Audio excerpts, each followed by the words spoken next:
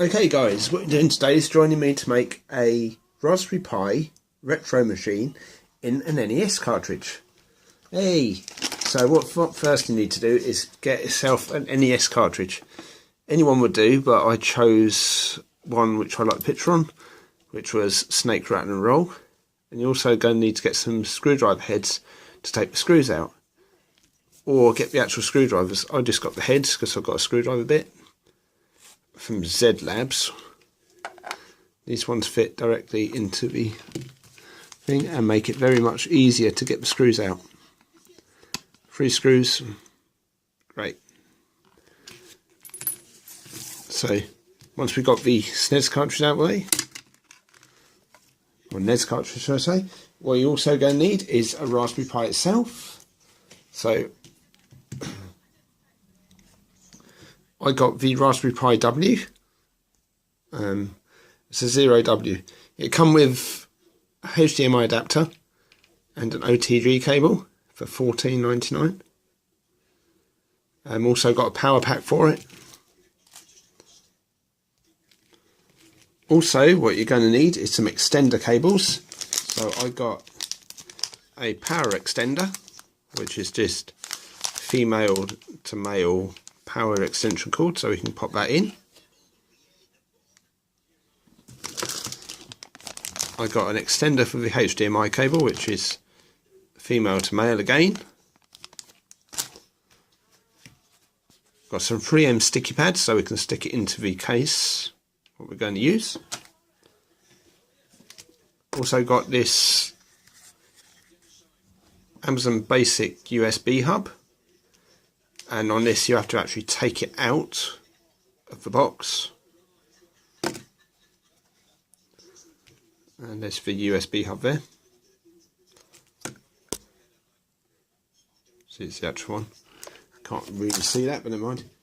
You're also going to need a USB drive formatted to FAT32. And you're also going to need a memory card. So I'm using a 16 gigabyte memory card. I don't know if you can see this.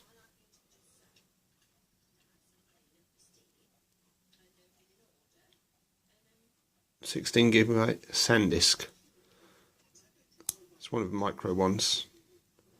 And that's got all my games on it. Now, this little machine isn't very powerful to do 32-bit systems.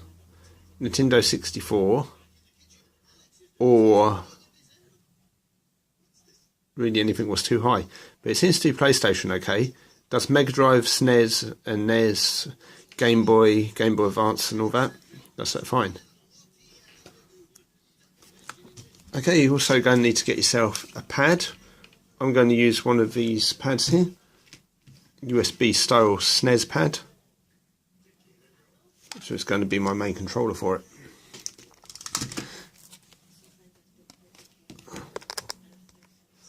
Now you see, they say this is noob friendly, but I have been having some real major problems making this thing over the last week. So here's some tips, the way I see it and what I'm going to do. So let's get rid of that, because that's empty. First, I've arranged my case so it's got the 3 ports for the USB, but I still haven't cut the power or HDMI port from here. I've cut these here, so my control panel is going to go there. And I also cut out a slot so I can get to my USB stick on the back of the card here.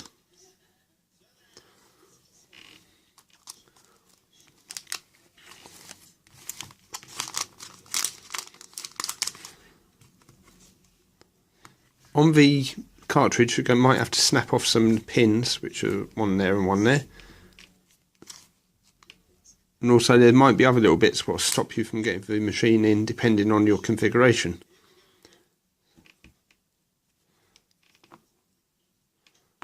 So let's remove that for the time being.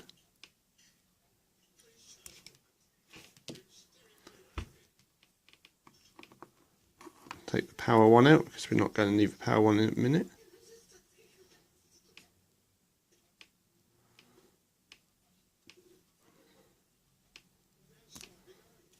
ones out. Leave the OTG in there. Now, I've done it so this can go here. So hopefully I can get to my card from the outside world, so I can replace the card and use it for other things as well as just being the games cartridge. Now, I was going to think, well, these Raspberry Pis were going to be completely crap, but it's turned out to be actually pretty good. Next step, use the pad to stick this in here.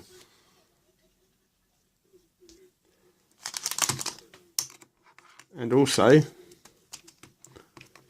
to put this in here.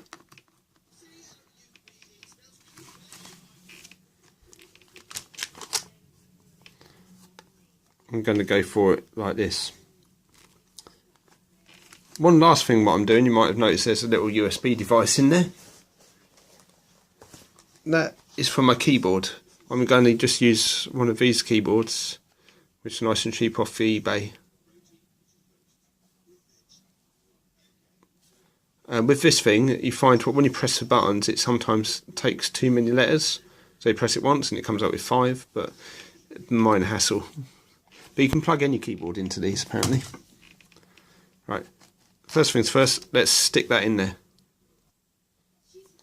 Right, so I've cut 2 small pads. I'm going to attach them to the underside of this. Here and here. Okay, so I've got the pads on there now. Going to put this in here.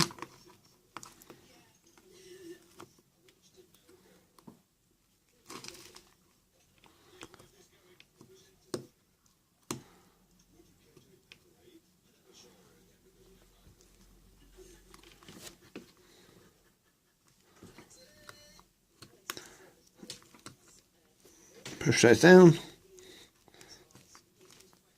That should be stuck. I've decided to put this here on mine because I've got that side to make it straight and then bits there to make it tall.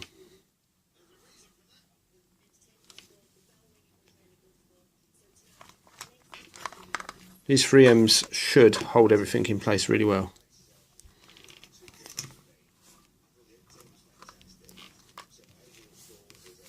Right, next let's set up the little machine, or the little computer. We're going to put the HDMI cable and the power cable. But unfortunately, I'm going to need to cut this. I'm going to use a Dremel to cut this. Okay, so I've got my Dremel out, and I've just Dremeled this. Finished it with a file to make it nice and flat.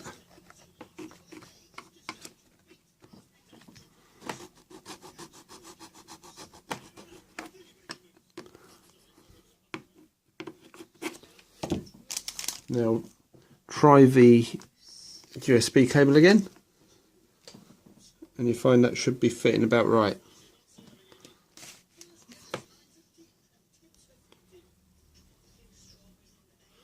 Yeah, that's fitting about right. So I'm going to stick that one in there now and do the power cable this side. Let's do the power cable first actually. Just measure it up a little bit, so put it right to that side so it holds in firm.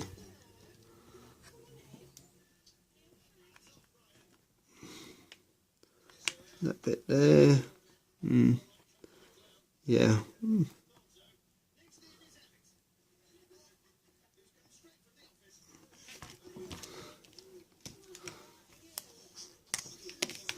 Quite hard to do, so just do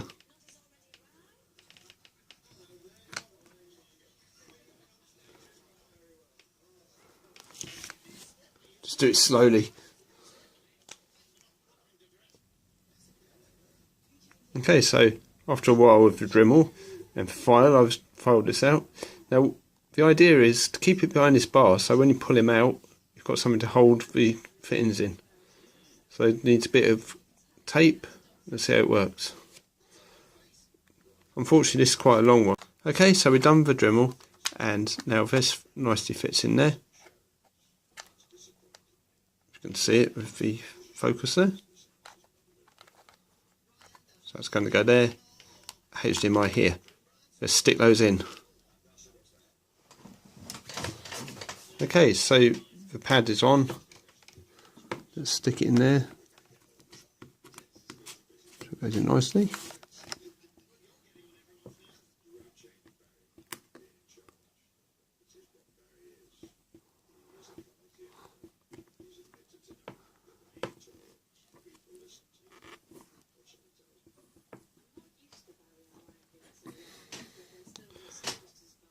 Okay, HDMI in.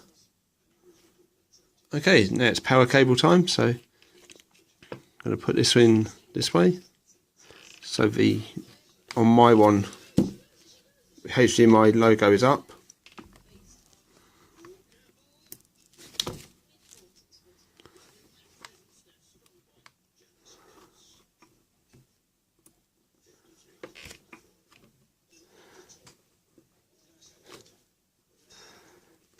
There you go, press that down. So now you've got your cables in. Power HDMI and 3 ports for pads. Now for the actual computer bit. Right then, I've come to put this in. I've put the pads on the bottom of it. And it will go in. But unfortunately the middle pin where the screw hole is stopping this from going down, so I'm going to take the pin out with that little thing there.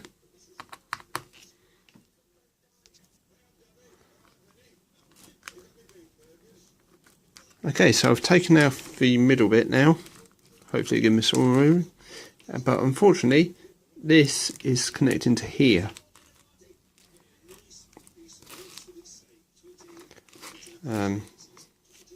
It's not the best idea to have that connecting to there, I suppose.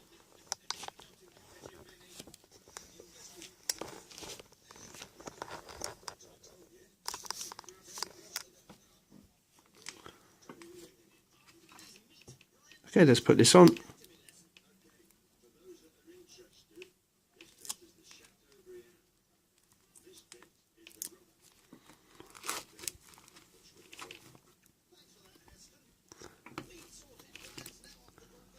Right then.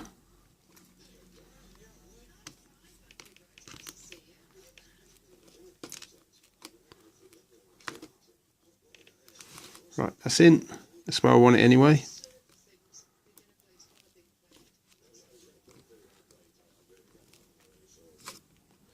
Push that down.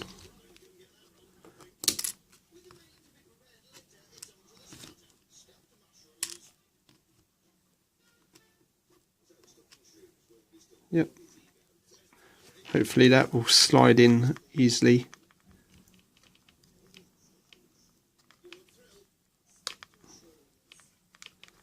Hopefully. Right, so we've got that sorted. That's accessible from the side of the cartridge. Now what we've got is this wire mass in here. It'd be better to cut and solder. And if you can cut and solder, I recommend doing that. But I've not really seen how to do that yet. Maybe when I mod it later on, maybe. But for now, that would have to do, because it's meant to be the easy way of doing it. Right, connect the USB cable.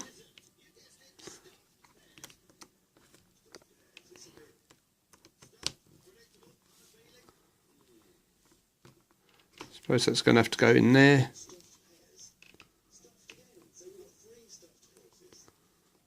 And then I've just got to find out what to do with this stuff. Right, 2 seconds, we'll do that. Okay then, I've got it in there just about. I've got the wires sorted out and run into the side of the power cord. Unfortunately, this little thing here, a little tiny black thing, a little bit of plastic come off of it, so I don't know if it's still going to work. That's going to be annoying. No, only one thing for it. Let's go and try it out, see if it works. Okay, after a lot of pulling and pushing, I've got all of this wire tucked into the cartridge. It's all quite tight in there now. This was way too long. It's caused me problems. So short of the better. I had to cut quite a few tags off this. You can see there. And I actually cut them so they were neat. Now the top fits on. Snake right in a roll. Okay. Let's put this on there. And it's done. Okay, so the cartridge is complete. I've put everything in to the cartridge. It's quite hard to close, but I've got it quite far down. As I say, I had to take that screw at the back. Just didn't have enough room for all the wires and stuff. Let's turn it on and see if it works.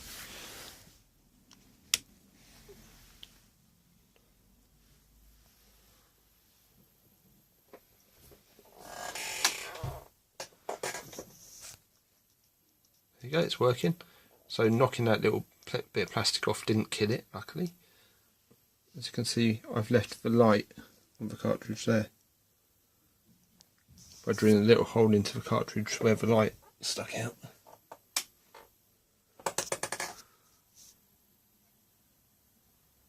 Nintendo Classic.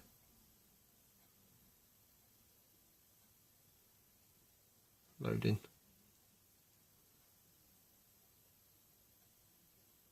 Then it goes up to the emulation station.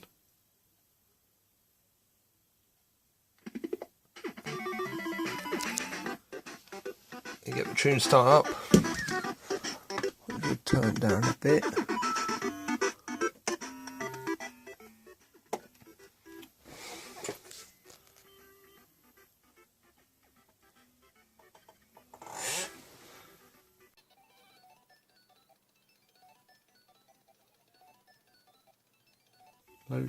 Loading. There we go. Right, then you just need to get your pad. Stick your pad.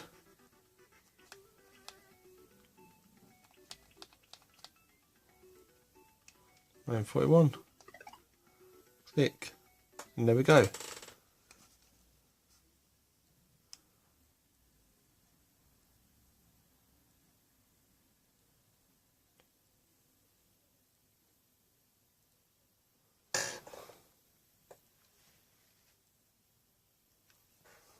That's a copyright warning.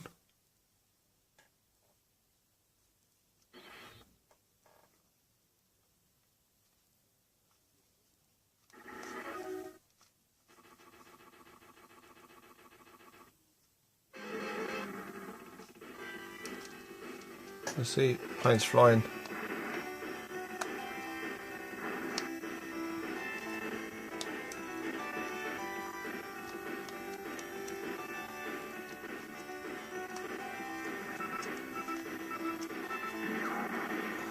And then when you want to quit. Now, this has got the arcade, Vectrex, in both got the wrong cases. Super Nintendo, SG-1000, 32X, which doesn't work too well. Options, PC Engine, Neo Geo Pocket Color and Neo Geo Pocket. Nintendo. Just like loads of games on it. Mega Drive, Master System, Game Boy Color, Game Boy Advance, Game Boy, back to the arcade. So the other system sort of got built onto this 16 gig card on a Pi Zero, and everything works fine. Go into this. Now, they say it's noob friendly, as I was saying earlier, but it really isn't. So, there are going to be a few things what you need to adjust and set up. And I'm going to go through that in a moment and show you how to get everything kind of working neatly. Okay, let's go through this a little bit. So, you've got So the PC Engine menu, and we've got the case for 1941 actually. As you scroll down, you'll find what your art box is another castle, and that's for quite a few of the games. That's because they're not named correctly. Afterburner 2 is, but that one isn't.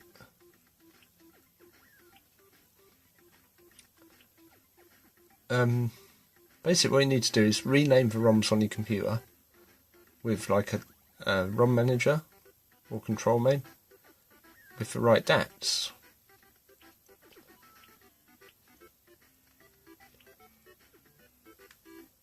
Now we have got options to get the cases. If you press start,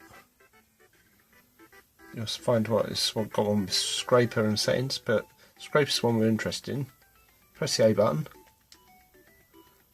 and it says scrape ROMs, scrape ratings, and scrape now.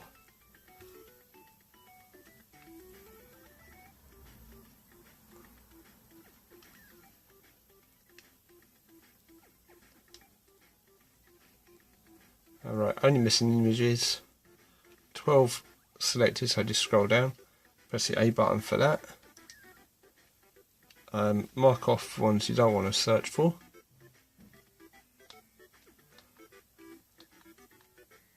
You do this by selecting none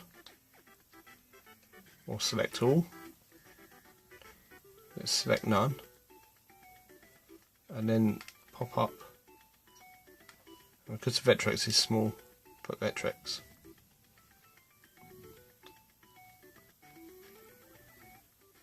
Go back to your settings.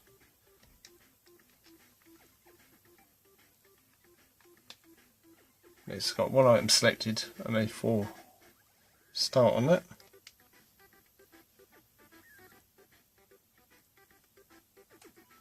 Now, so you'll say what, they're not named correctly there. What it will do is start looking online for the actual ROMs. Now, how you go about doing this is you go to the Wi-Fi settings and give it your password for your router.